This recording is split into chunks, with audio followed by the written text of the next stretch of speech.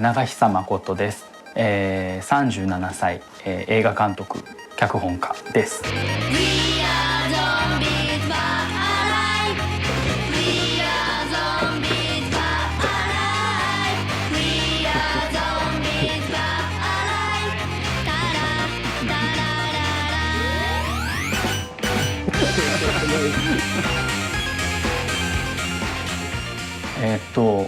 ちょうど子供が生まれたばかりで、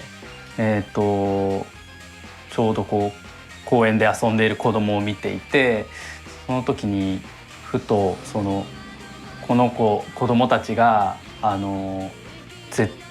現実はすごい辛いことがいっぱいあるから、絶望しない、悲しまない、強く生きていく子供たちが強く生きていく物語を僕は書くべきだなとふと公園で思って、で、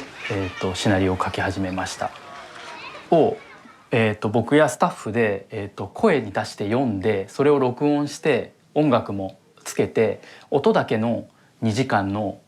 なんていうかプロトタイプを作ります。全部のシーンをこのように全部カット終わって、で、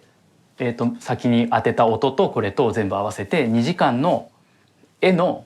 映画を全部先に完成させます。それに合わせてロケーションハンティングをして、スタッフ演技バージョンの映画を作り、本番に挑んで役者の方にその中に入って演じてもらうという作業をします。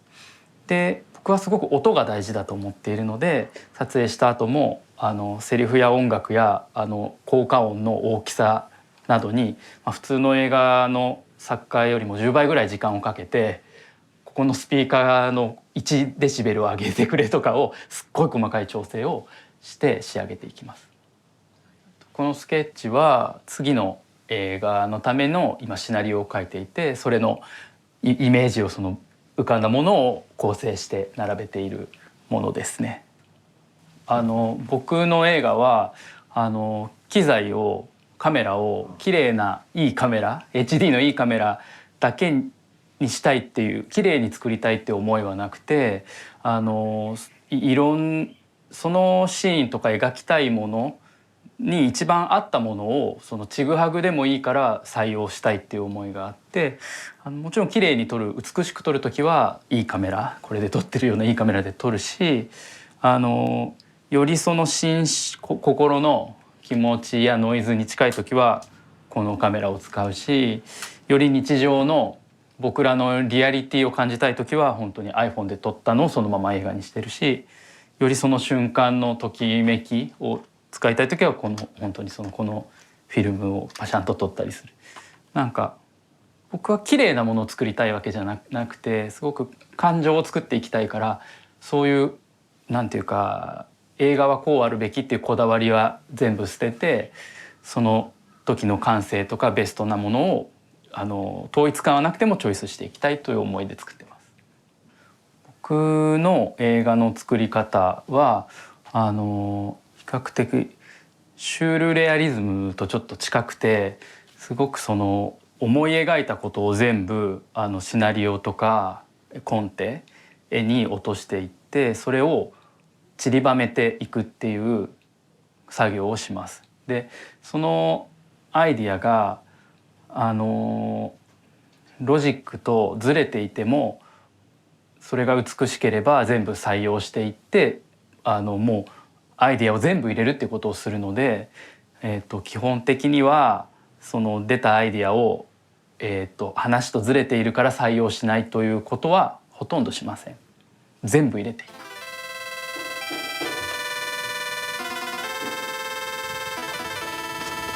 マイドーターズスクール。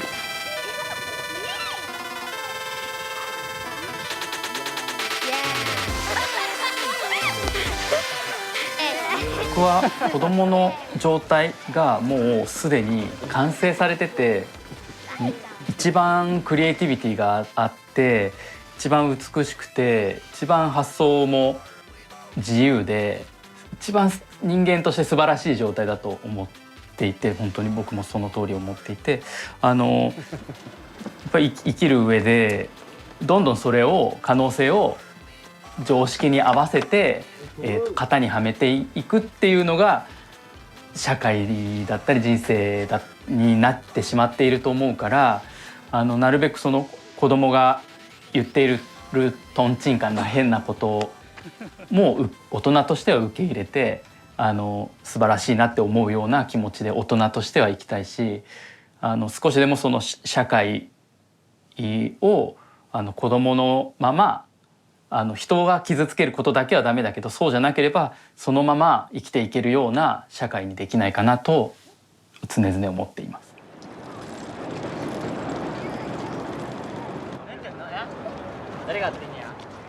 僕の映画の中では、